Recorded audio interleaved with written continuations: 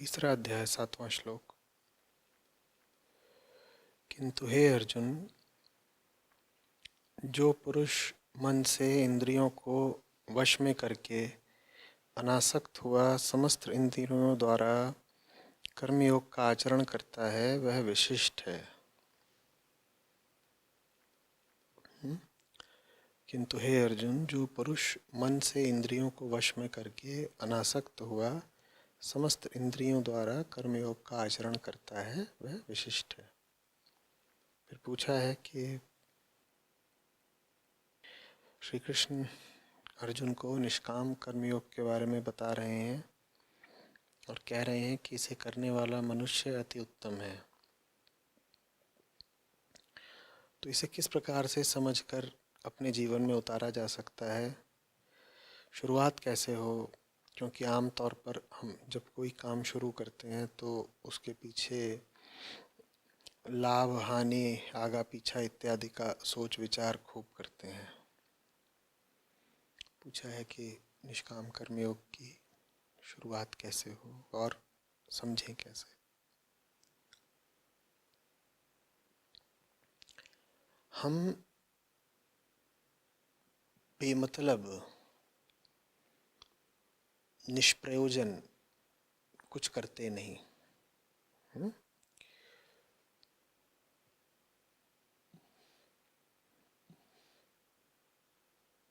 हम निष्प्रयोजन कुछ कर सकते भी नहीं। जो व्यक्ति बेचैन हो, परेशान हो, वो निरुद्देश्य कुछ कैसे कर लेगा? उसके पास एक मतलब प्रयोजन उद्देश्य होना ही चाहिए ना। जो दुखी है, प्यासा है, उलझन में है, जिसके भीतर अभी अतृप्ति है, अपूर्णता है, वो निष्प्रयोजन कुछ कर सकता ही नहीं। उसे निष्प्रयोजन कुछ करना चाहिए भी नहीं। क्या प्रयोजन होना चाहिए उसका? कि शांति मिल जाए, तृप्ति मिल जाए, भीतर जो उलझन है वो सुलझ जाए। तो यहाँ तक तो ठीक है कि जीव हैं, हम मनुष्य हैं, व्यक्ति हैं, हमारे पास उद्देश्य होना चाहिए काम का। हमारी जो आम तौर पर हालत रहती है उसमें हम न निरुद्देश्य होते हैं, न हमें निरुद्देश्य होना चाहिए। तो प्रश्न उठता है कि क्या उद्देश्य होना चाहिए? उद्देश्य होना चाहिए उस बीमारी का इलाज जिसने व्यथित करके हमें कर्म करने पर मजबूर किया है। ठीक, आप बीमार हैं तो आप क्या कर्म करते हैं? आपका कर्म है अस्पताल जाना। और आप अस्पताल किस उद्देश्य के साथ जाते हैं? उसी बीमारी का इलाज करने जिसने आपको मजबूर कर दिया अस्पताल आने के लिए, अर्थात कर्म करने के लिए। ये बात समझ रहे हैं? तो अगर हम में जरा भी सद्बुद्धि है तो हम कहेंगे कि मैं सिर्फ एक उद्देश्य से काम करूंगा, और वो उद्देश्य होगा कि वो वजह ही, वो मूल कारण ही, वो केंद्र ही मिट जाए जिसके कारण मुझे बार बार कर्म चक्र में फंसना पड़ता है। अगर मैं रोगी हूं और जरा भी सद्बुद्धि है मुझ में तो मैं कहूंगा कि मैं अस्पताल इसलिए जा रहा हूं ताकि बार बार अस्पताल न आना पड़े। कौन चाहता है कि ये कर्म चक्र चलता रहे, बार बार अस्पताल आते रहे? हमारे सारे कर्म एक रोगी केंद्र से, रुग्णता के एक केंद्र से आते हैं। और ये बात सिद्ध करने की जरूरत नहीं, तो हम जानते ही हैं ना कि हमारी आंतरिक हालत क्या रहती है।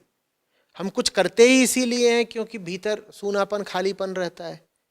हम कहते हैं फलाना काम कर लूं तो कुछ पा लूंगा, या फलाना काम कर लूं तो बच जाऊंगा, नहीं तो जान गई।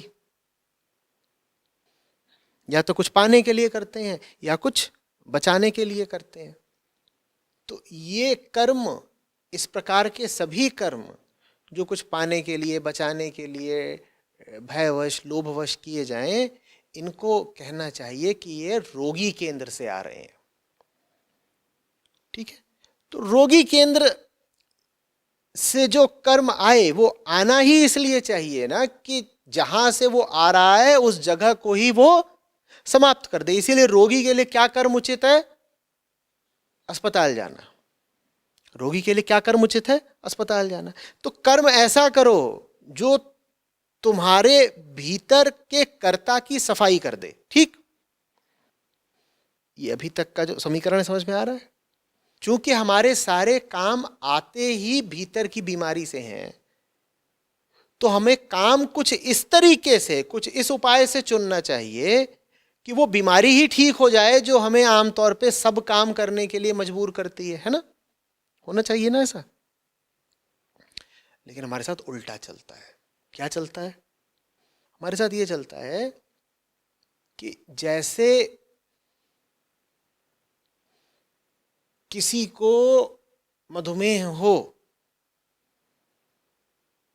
और उसे मीठा बहुत पसंद हो, उसे मीठा बहुत पसंद है।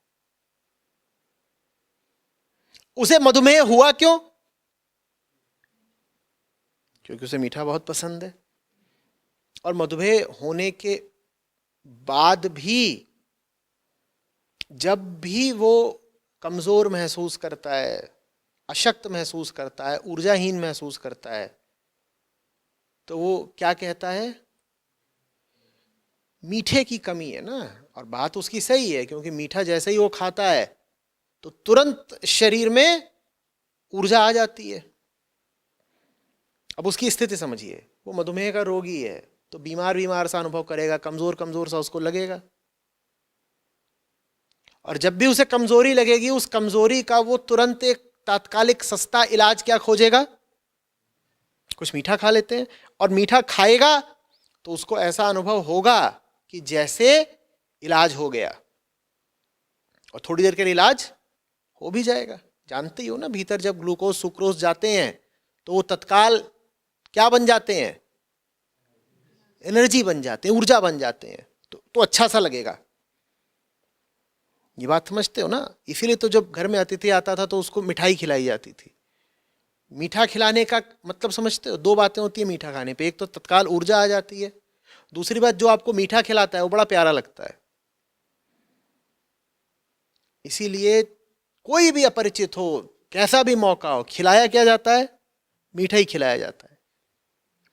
चलन यहां से शुरू हुआ था कि आमतौर पे अतिथि आते थे दूर से, यात्रा वगैरह करके थके रहते थे, तो जल्दी से इन्हें कुछ मीठा खिला दो। क्या होगा? इससे जरा ताकत आ जाएगी। दूसरी बात क्या होगी कि हमारा मस्तिष्क इस तरीके से रचा हुआ है कि उसको जिस स्रोत से मीठा मिल रहा होता है, ग्लूकोज मिल रहा होता है, वो उस स्रोत की तरफ आकर्षित होना शुरू हो जाता है। आप जिसको मीठा खिला दो वो आपके बारे में मीठा सोचने लगेगा और कहेगा बड़ा मीठा आदमी है।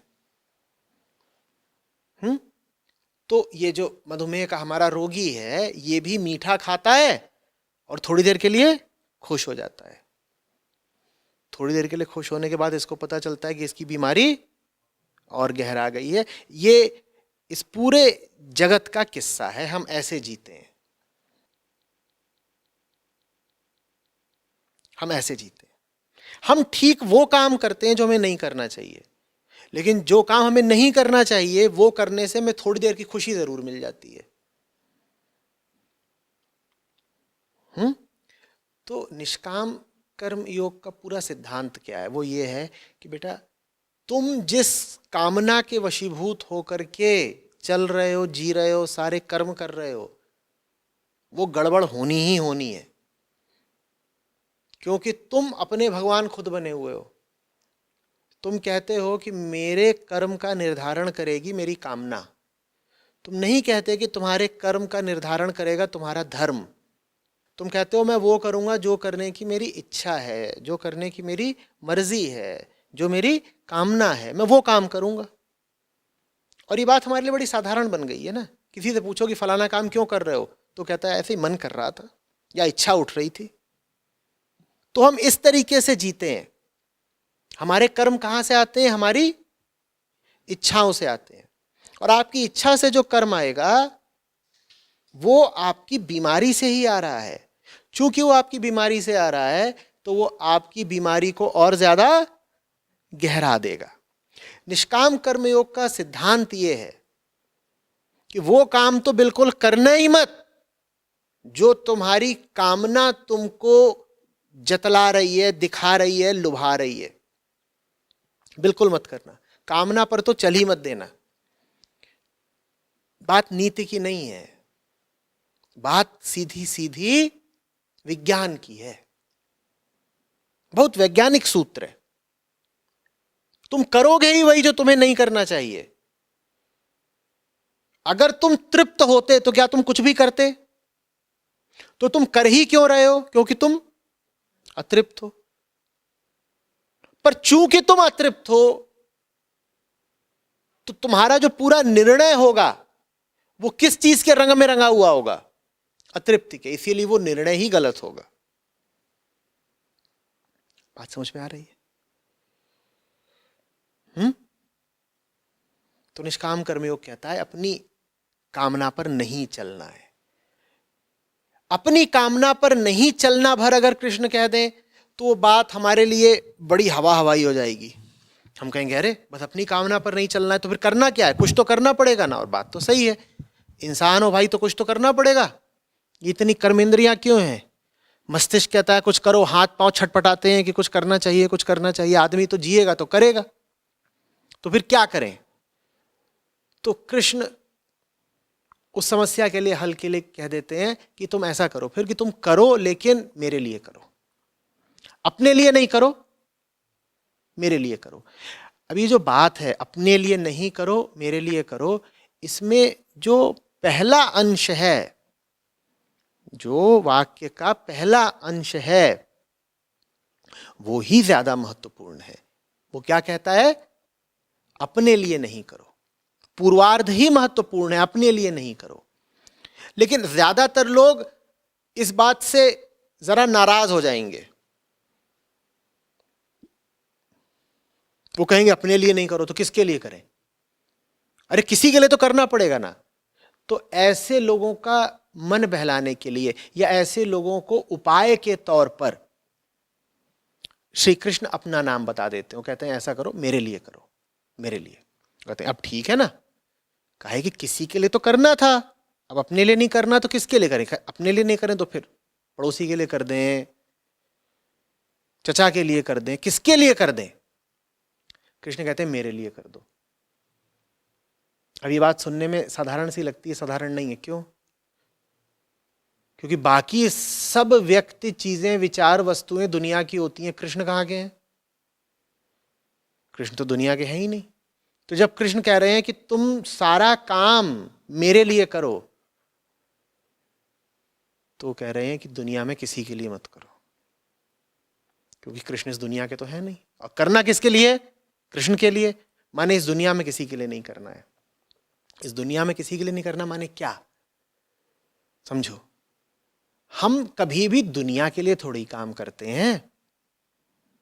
हम जब कहते भी हैं कि दुनिया में किसी के लिए कुछ कर रहे हैं तो आमतौर पर उसी के लिए कर रहे होते हैं जिससे हमारा कुछ स्वार्थ का नाता टिका होता है। वरना तो बहुत आसान हो जाएगा। बहुत लोग हैं जो कहेंगे कि देखो हम तो अपने लिए कुछ करते ही नहीं, हम तो जो करते हैं अपनी जाति के लिए करते हैं, अपने धर्म के लिए करते हैं, अपने परिवार के लिए करते हैं, बच्चों के लिए करते हैं, पति के लिए करते हैं, पत्नी के लिए करते हैं। बहुत लोग ऐसे निकल आएंगे।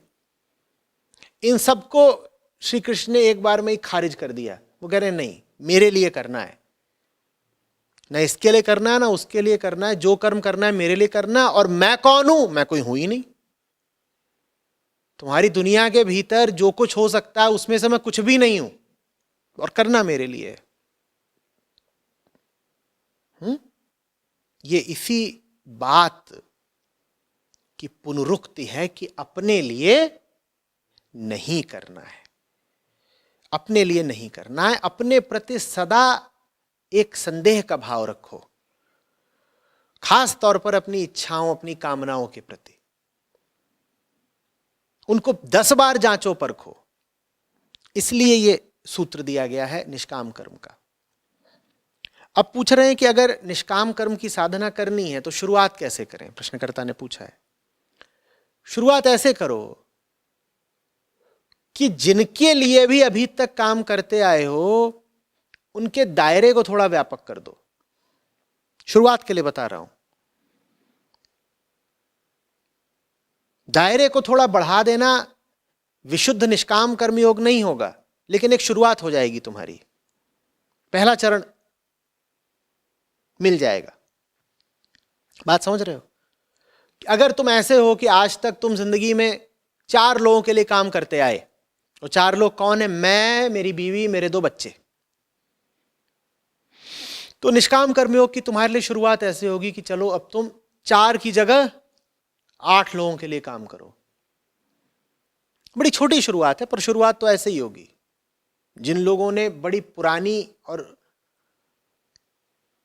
जोरदार हठ पकड़ रखी है कि हम तो जो कुछ करते हैं बस अपने परिवार के लिए करते हैं, उनको शुरुआत इसी तरह की युक्ति से ही करनी पड़ेगी कि 4 की जगह तुम 8 के लिए करो, फिर 8 को और बढ़ाओ, फिर और बढ़ाओ। फिर धीरे धीरे तुम पाओगे कि तुम व्यक्तियों के लिए नहीं, किसी सिद्धांत के लिए काम कर रहे हो। फिर तुम पाओगे कि तुम व्यक्तियों के लिए नहीं, किसी सिद्धांत के लिए काम कर रहे हो। व्यक्ति इतने हो जाएंगे कि व्यक्तियों के तो तुम चेहरे और नाम भी भूल जाओगे। फिर जब तुम पाओगे कि तुम किसी सिद्धांत के लिए काम कर रहे हो, तो धीरे धीरे तुम्हें यह भी समझ में आएगा कि एक ही कोटि के, एक ही सिद्धांत के लोग नहीं है जिनके लिए काम करा जा सकता है, और भी लोग हैं। तो तुम्हें अपना दायरा और बढ़ाना पड़ेगा। दायरा बढ़ते बढ़ते अंततः समझ में आएगा तुम्हें कि किसी भी विशेष व्यक्ति के लिए या मकसद के लिए काम करना जरूरी है ही नहीं। चेतना अगर सही जगह पर स्थित है, साफ है, शुद्ध है, दूसरे शब्दों में कहें तो कृष्णमय है, तो तुम जो भी करो वही सम्यक कर्म होता है, वही धर्म होता है, उसी का नाम निष्काम कर्म है। पर बहुत दूर की बात है। शुरुआत आप ऐसे ही करिए। जितने भी लोग निष्काम कर्म योग का आरंभ करने को उत्सुक हों, उन्हें आरंभ ऐसे ही करना पड़ेगा। आपसे मैं ये नहीं कह पाऊंगा कि अपनी सब कामनाओं को त्याग दो और जितने कर्म आप अपनी कामनाओं की पूर्ति के लिए करते थे उन सब कर्मों को रोक दो। ये कहना बड़ी अव्यवहारिक बात हो जाएगी, आपसे होगा ही नहीं। तो ये नहीं कह रहा हूं कि अपने कर्मों को रोक दो, मैं कह रहा हूं अपने कर्मों में कुछ जोड़ दो। जिनके लिए कर रहे हो, सकाम कर्म ही कर रहे हो ना, अपने सकाम कर्म का दायरा व्यापक कर दो। वो दायरा, वो वृत्त बढ़ता गया, बढ़ता गया, बढ़ता गया, तो अंततः एक दिन ये जो सकाम कर्म है यही निष्काम कर्म बन जाता है। कब बनेगा, कैसे बनेगा, बहुत दूर की बात है, उसकी चर्चा करने से कोई लाभ नहीं। बात आ रही है समझ में? जोड़ना शुरू करिए। अपनी सीमित पहचान को थोड़ा बढ़ाना शुरू करिए। पहचान जितनी सीमित होती है, अहंकार उतना घना होता है। पहचान को थोड़ा विस्तार दीजिए। आपकी जिम्मेदारी 2 ही 4 लोगों के प्रति नहीं है। आपकी जिम्मेदारी सिर्फ अपने प्रति तो बिल्कुल भी नहीं है। अपने प्रति से मेरा आशय है अपने स्वार्थ के प्रति।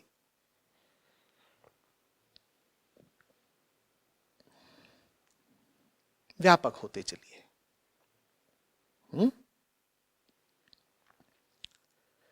ये एक तरीका है शुरुआत करने का। एक दूसरा तरीका भी बता देता हूं।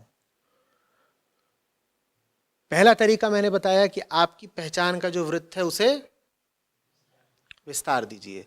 दूसरा तरीका यह है कि अपनी पहचान के वृत्त को संकुचित करिए, अपने तक ले आइए। पहला तरीका कहता है कि मैं 4 लोगों के लिए करता था, मैं 10 के लिए करूंगा। दूसरा तरीका कहता है मैं 4 के लिए करता था, अब सिर्फ अपने लिए करूंगा, अपना वास्तविक हित जान करके। ये जो दूसरा तरीका है ये संसारी लोगों के लिए बहुत अनुकूल नहीं है, गृहस्थों को ये जमता नहीं। दूसरा तरीका समझ रहे हो? दूसरा तरीका कहता है 4 लोगों के लिए जी रहा था, आज तक सारी कमाई इनको अर्पित कर देता था, सब मेहनत इनके लिए करी, जीवन इन्हीं पर बिल्कुल उत्सर्ग कर दिया, अब जरा अपने लिए जीना है, मैं अपना वास्तविक हित पता करूंगा और उसी दिशा में काम करूंगा। ये दूसरा तरीका है।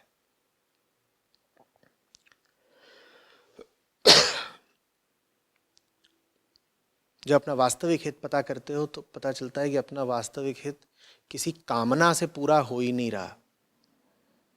जब किसी कामना से अपना वास्तविक हित नहीं पूरा हो रहा तो निष्काम हो जाते हो, हित पूरा हो जाता है।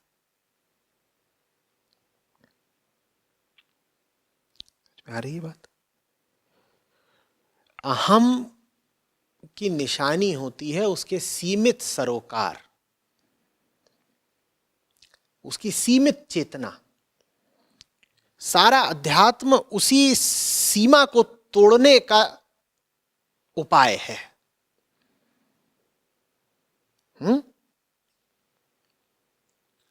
हम अपने दायरे बनाते हैं, हम अपनी दीवारें खड़ी करते हैं और उन दीवारों के भीतर हम आराम से जिंदगी बर्बाद करते हैं, बहुत मजे में, एकदम तसल्ली से सोते हैं। और इसी तसल्ली पूर्वक आमोद प्रमोद में जिंदगी कब बह जाती है, व्यर्थ हो जाती है, हमें पता भी नहीं लगता। अहंकार का काम, अध्यात्म का काम है आपको जरा झंझोड़ना,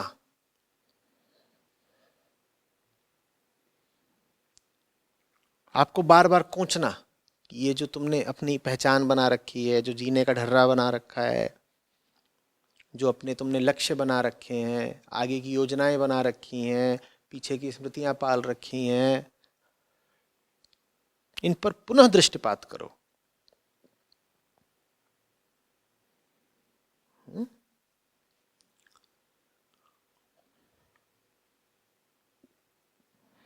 कामना में कुछ तो गड़बड़ जरूर होगी, नहीं तो कृष्ण आपसे क्यों कहते बार बार निष्काम निष्काम। लेकिन अभी समय कुछ ऐसा है, हवा कुछ ऐसी बह रही है कि आज के सबसे बड़े देवता का नाम ही क्या है? कामना। कि मुझे वो करने दो जो मेरी इच्छा है, जो मेरी मर्जी है। अरे भाई, कामना में, इच्छा में, मर्जी में कोई इतनी दैवीयता ही होती तो कृष्ण को बार बार क्यों समझाना पड़ता निष्कामता निष्कामता? कुछ ध्यान तो दीजिए।